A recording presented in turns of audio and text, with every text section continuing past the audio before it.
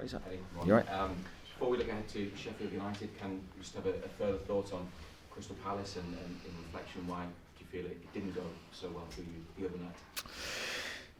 Yeah, had quite a long time to reflect on it. I just think we were disappointing. We acknowledge that. We hold our hands up to it. Could have been a game very similar to Fulham, really, where we maybe didn't start particularly well, but could have ground out a result on a different day. But we just missed those resilient qualities that we need. And that's been too often the case away from home. That's something we definitely need to reflect on. I think I read that you said the team may have been a little bit rusty and acknowledged perhaps that 11-day gap between matches didn't really work to your advantage. Is that right? That's possibly one of the things that you look at and go, did that harm us? But yeah, we have to do better. You know, we trained all through that period, so there's no excuse for that, really. Good to be back at home. Good to have a match so quickly again, isn't it? So you can try to put things right. Yeah, I mean, that's the beauty of this quick turnaround, is that you get a chance to put on a much better performance and a much more Newcastle performance. That's what we're looking for. We're looking for our rhythm to be good, and we don't underestimate the opposition at all. And it's a difficult game for us, but one that we need to improve on. It could be a difficult weekend for Sheffield United, because if they lose, they will be relegated. Obviously, that's not really your concern, but that's another factor, isn't it, going into the match, because they've taken it to the final month of the season, the relegation fight. Yeah, I mean, I think, as you say, it's not something that we can focus on, but it makes Sheffield United a very difficult opponent. Chris is an outstanding manager. I really enjoyed when Sheffield United got promoted into the Premier League, his style of play. How he set his team up was innovative, and he's gone back in there, and like, his qualities are undoubted. So that's why we know it's going to be a difficult game. They have dangerous players, but we back ourselves if we're at our best. Like you say, they've changed the manager since the 8-0 in September. How much has their style of football changed? How much better do you feel they are? Because they have given themselves a bit of a chance with some results recently. Yeah, they're competitive and highlighted by their recent games. You look at the game against Manchester United in midweek, that could have easily gone a different way. They were very much in the game. They were an attacking threat. I think Chris has gone in, of course he prefers to play a back five. He has mixed that up a little bit. But that back five with his progressive centre halves, as I said, was something I really enjoyed watching when they first got promoted to the Premier League. So that structure in their formation is probably their biggest strength. We saw Callum Wilson for about half an hour on Wednesday night. Did he come through that appearance okay, and is he fit and ready for this weekend? Yeah, he came through fine, which was a big positive from the game. I thought he looked good. Had a couple of dangerous moments. Linked well with the players around him. So, yeah, I mean, I haven't seen him yet this morning, but he was in good form yesterday. What's the situation of Tino Livramento? I think you said after the match that he was on the bench, but probably only there in case of an emergency. But we did see him come on in the game against Spurs previously. Yeah, so he came on against Tottenham, had a slight reaction in his ankle after that game. Minimal, but enough to then restricts his training in between for Crystal Palace. So similar story for us. Same situation we've been in with a number of players. Really, we're having to look after him now. A few days makes a big difference. So let's see if he, how he feels today, how he gets through training, and then we'll make a decision regarding this game. Last thing I want to check with you: there are some reports today about pre-season and a possible long trip to Japan. Is that right? Has that been agreed? I don't know, you tell me, has that been agreed?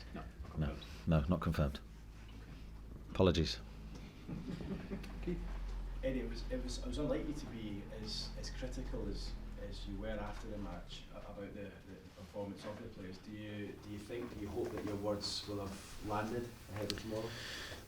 I think I just try to be honest, Keith. I don't try and speak to my players through the media. I just try to be honest for the benefit of everybody, really. You can't hide what is a poor performance, in my opinion, and I prefer to come out and just call it for what it is.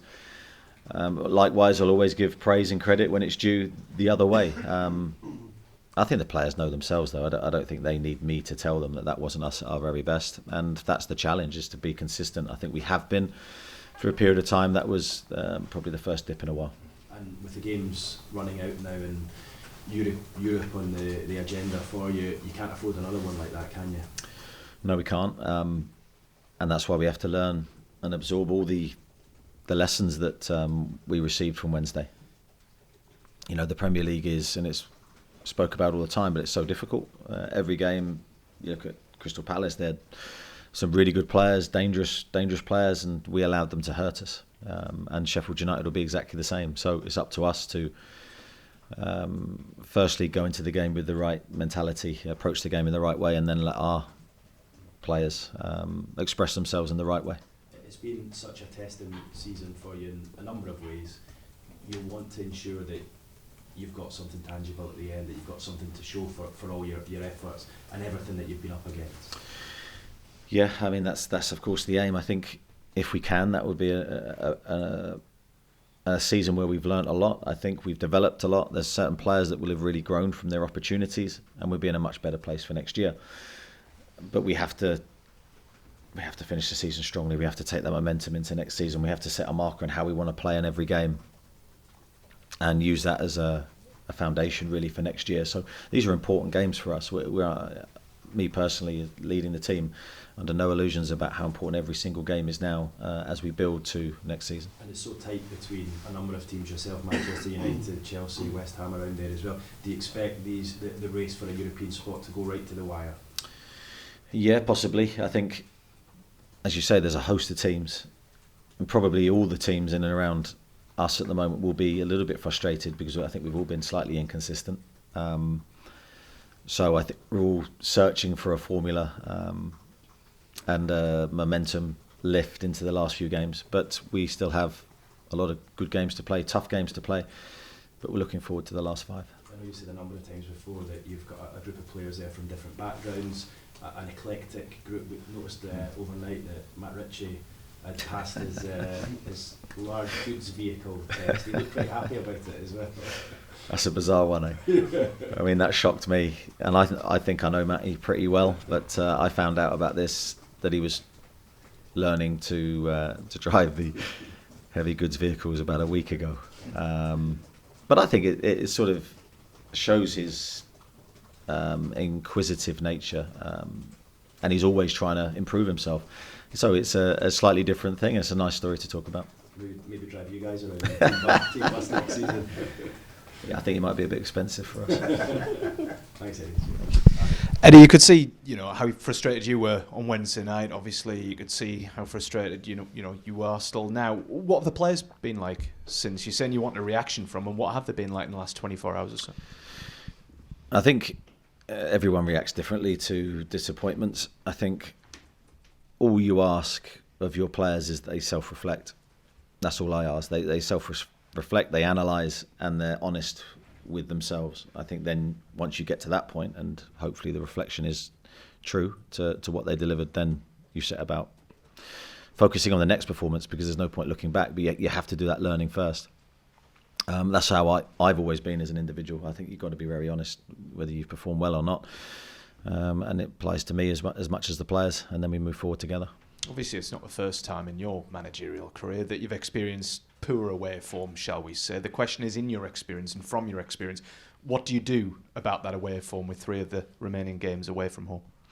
I think sometimes you can focus too much on sort of the home and away. It's about the collective attitude to each and every game, regardless of where you're playing. Then it's about the identity of your performance. Again, regardless of where you're playing, you want to see the same qualities run through your team, regardless of the opposition and the venue. And I think too many times this season we've seen a drop off. But now we're back at home, so I don't want to focus on that. We're back at home, and again, we just want to see the same performance, the same attitude, the same desire to win the game. And I think if we see all those things, then we'll be fine. I know you said that you don't want the season to peter out, I think were your words, but what is the challenge that you have set the players for these remaining 5 games, would you say? Well, we had a really good, I felt, mental sort of reset with 10 games to go. And the challenge was to be consistent in our performance, and then we'll take whatever happens. I think we pretty much got that until the last game. So, yeah, we're not chasing any different dream, really. It's about improving our performances now for these last 5 matches. I think it's fair to say it definitely clicked at Sheffield United back in September. What are you hoping clicks tomorrow at St James's? Well, I think the feeling that we get from playing at home is special. But I think that's always a two-way thing. That's us setting our stall out and attacking the game in the right way, and then it's being backed by our incredible supporters, and I think I want to see that connection. But again, the responsibility always lies with us. Just finally, Alex Isak, 6 consecutive home games he's scored in. I mean, only Andy Cole and Alan Shearer ahead of him. That's a pretty decent record. The record stands at 15 consecutive home games from Alan Shearer. I mean, considering Alex's incredible form at the minute, what does that say about that record? Well, I wasn't aware of that. He's got a long way to go. I think it shows. Yeah, it speaks volumes for Alan's goal scoring abilities, but his consistency as well. Yeah. And he is the level that everyone's trying to aspire to here. Nice one. Thanks, Eddie.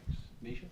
Hi, Eddie. Hi. Last season, you obviously had Champions League to go for. Players don't need any more motivation than to have that potentially at the end of the season or in the new season. This year it's different. It's kind of the second tiers of European football, but you see what West Ham have done, how well Villa have done.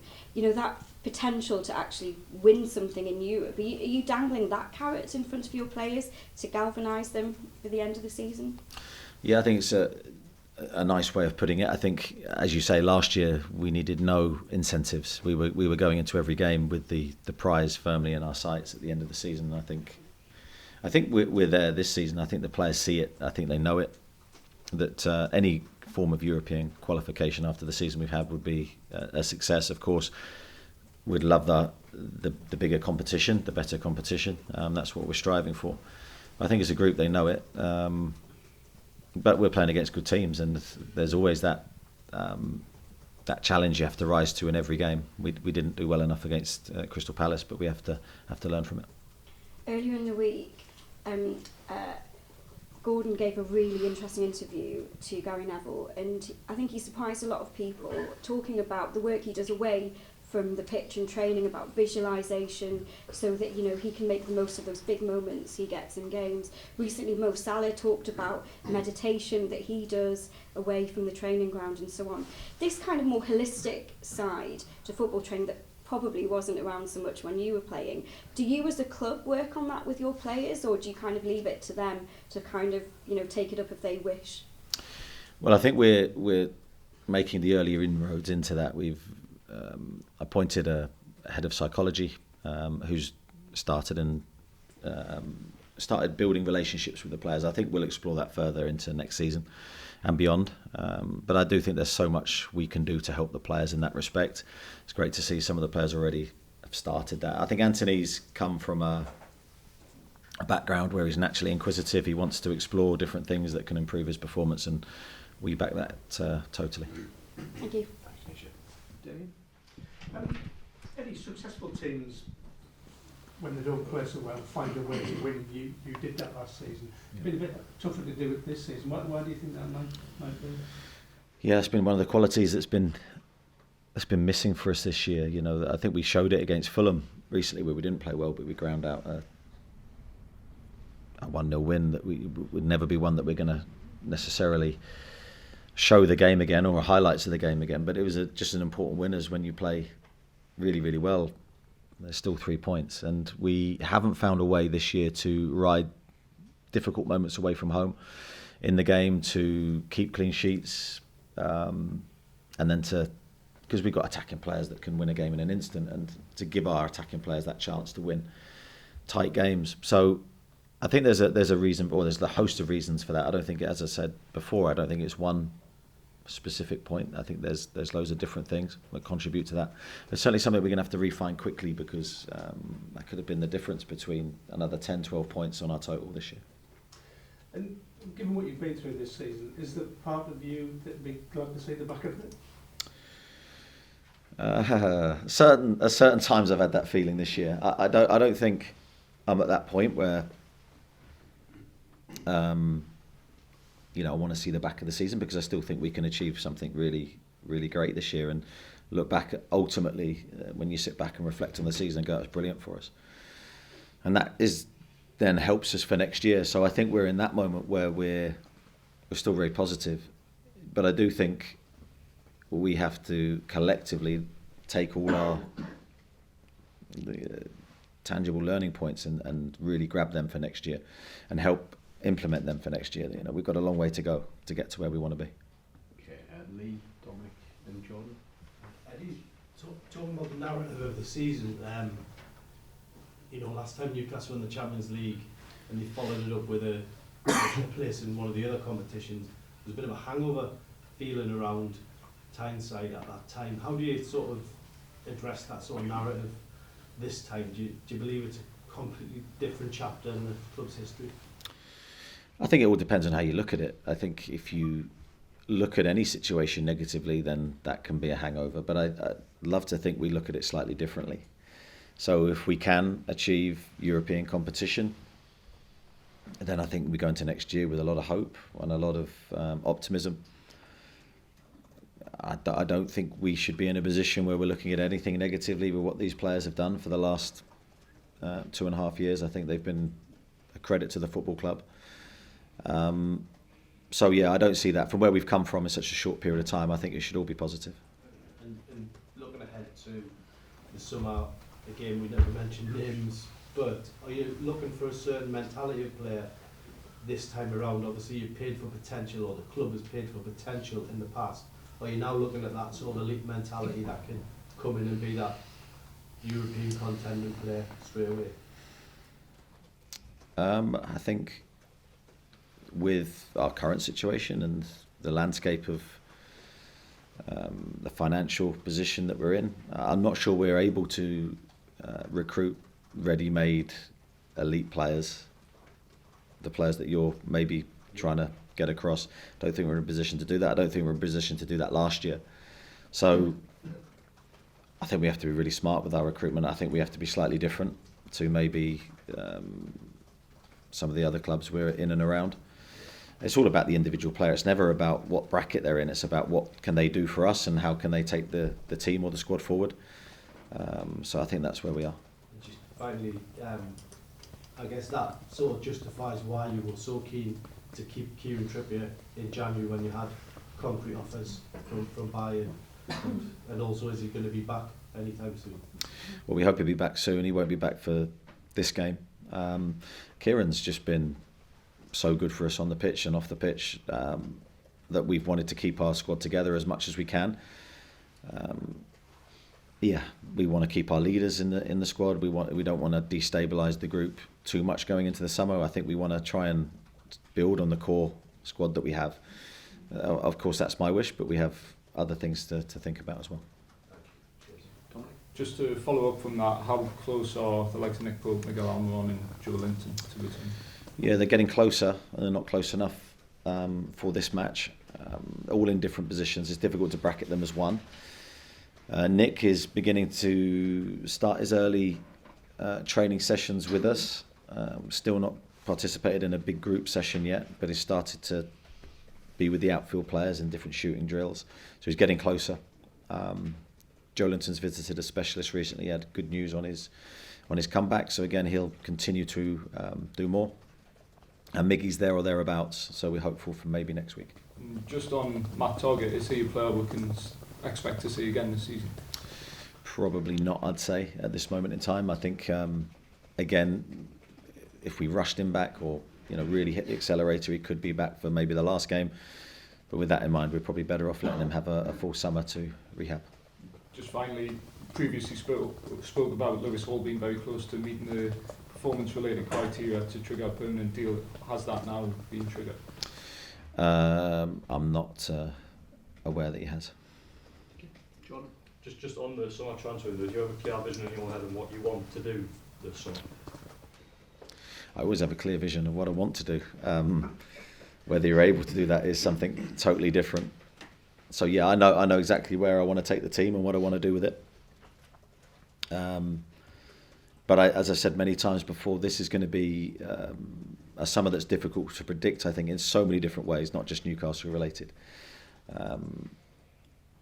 Like the January was, no one probably predicted going into January that it would be so quiet. So yeah, I think there's a lot to unfold.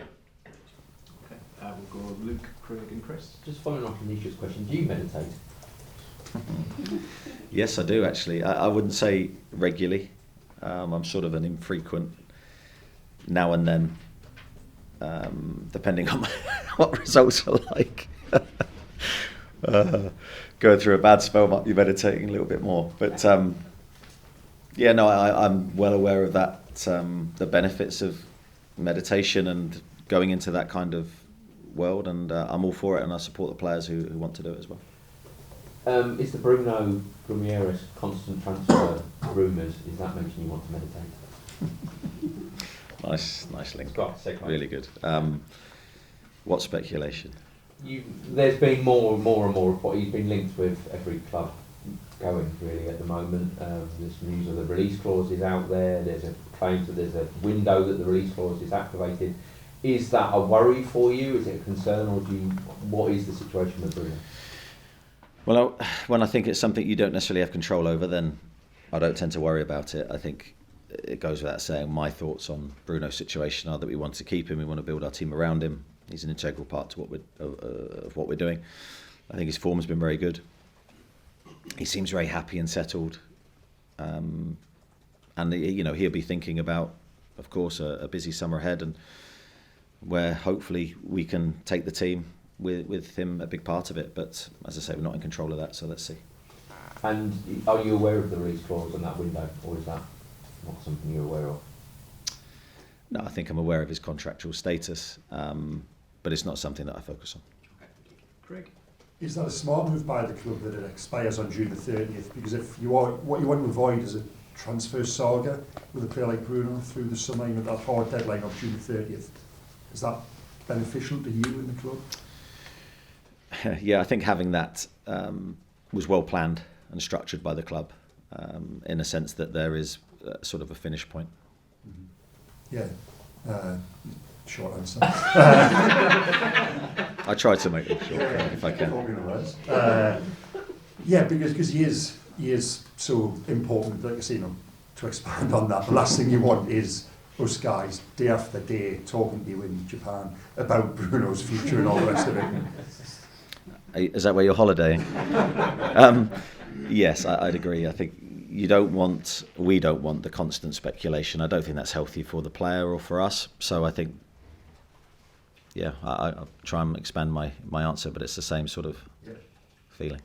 Do you have away from that, off the pitch, another issue, do you have a preference on the director of football, be it British, domestic experience, foreign? Do you have a say on that, on the sport director, sorry? Yeah, no, I'd have no say on that. I think that's a club appointment. All I would say is it'll be the best candidate is the one that I would want. I don't have any preference over nationality. Just the best person that can help take the club forward. Thank you. Thanks, Craig. Chris?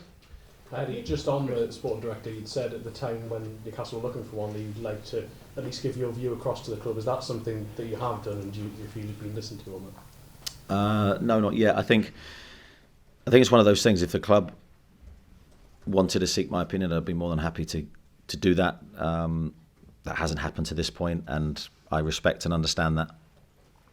But it's a big appointment for us. We have to try and get it right. I'm going to have to work really closely with whoever it is to take the team forward, as I say, and make good decisions for the future of the club. So an absolutely key appointment for us. So let's wait and see what happens. And do you want them here by the summer, or would you rather, if it's going to be exactly the right person you had to wait longer, would you rather the latter? Which of those two? I think my preference would be they're here yesterday, because I think having that continuity and that building that working relationship, I think is important that we build it as quickly as possible. It's going to be a really interesting transfer window coming up, a hugely important one for us. So I think we need the best people working on that. But if you said to me, you've got to wait, 6 months, for example, to get the best candidate for the long-term benefit of the club, and this person's going to be here for the next 5 to 10 years, I'd say that's probably a decision we should make. Okay, Chris, we'll come across to Martin, then back to Louise. Eddie just said there, I don't think we're able to recruit ready-made elite players. Obviously, there's great excitement when Taylor happened. Do you expect sometime in the future to be able to compete at that part of the transfer market? Do you have a timescale on when that might happen? No, because you're asking me to sort of predict the future, and I can't do that. Just sort of where we sit now, both in terms of wages, transfer fees, I don't think we're in a position to do that. So we have to sign and develop those players. We have to sign players with the potential to become, world class. I think we're well on our way to doing that with a few players already. So it doesn't mean that you can't have them existing in your squad. It just means you've got to work really hard with them. But I think that's what we've always done. So I've got no issue doing it. And does that mean you just have to temper expectation amongst the supporters a little bit? Or do you think they've kind of grasped that now? I think the supporters have been really understanding, and I think the more you see other clubs operate as well, I think we're not exclusively in this position. I think a lot of other clubs are where we are, where financial restrictions are limiting our ability to do certain things that we would want to do. And I think we're getting used to that. I think the whole of football's getting used to that, and I think every club is reacting within their own means.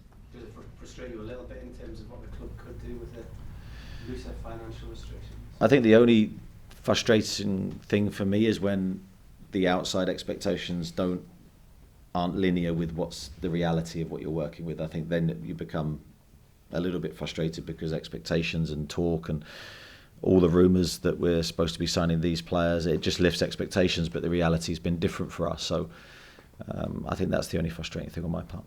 Thanks, Martin. Louise? Hi, Eddie. Now, with the meditation, how, when, and where? Shouldn't have said that. Should have just. And what type do you do? Should have just glossed over it. Sam Allardyce years ago telling us he did transcendental meditation, and often in his office. So. No, it's nothing as exciting for me. That sounds really good. No, I would be, as I say, infrequent. It wouldn't be a massive thing for me, but it would be using an app and just 10 minutes, but probably at home. And the FA are talking about ending or banning pre-end of season tours, like you going with Spurs to Australia, and saying you can only do these overseas games from, say, mid or late July onwards. Is that something that you would welcome? I've not heard that, and I don't know. As I said earlier, or before, when talking about the post-season tour, we'll back the club and we'll go to Australia in good faith, and we look forward to it. Here. Players have a lot of credit, but how important is every remaining training session and game this season to prove that they can take going into next season and beyond as well?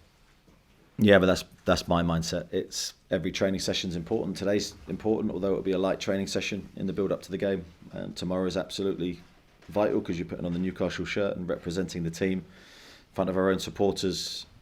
We have to do everything we can to give the best performance possible. I think that's the standard every time you represent this football club. So that's what I'll be asking the players to do. Obviously, the higher up you go, the players you go for, maybe the higher the ego. How conscious are you not to disrupt the dressing room? Yeah, I've got no problem managing egos. They're there, they exist. I think it's about how you manage the squad and the protocols that you choose to try and keep the squad in a good place. I think so far this season everything's been really good. I think the harmony in the squad's been excellent. I think the squad have battled really, really hard in difficult situations. With recruitment, of course, you've got to get the characters that you bring into the group. They're so important. You get the ones that will fit, not just playing style, but off the pitch as well, and in terms of their mentality and their conduct. So we put a lot of emphasis on that, and hopefully when it comes down to that point, we'll make the right decisions. Thanks. Oscar? Eddie, you've spoken about the direction you want to take the team this summer, but also the financial constraints. Can you do what you want this summer without selling a big name player? Yeah, I think so. I don't. This big name player selling, that is sort of the talk of everything. I don't know what's going to happen this summer. As I said, I can't predict the future, but whatever happens, we can fight and live again and create a slightly different team. That might be what we have to do, but it's certainly not what I want to do. I want to make minimal changes, but changes enough that can transport us forward. But as I say, I can't predict what's going to happen, so we just have to adjust when it happens.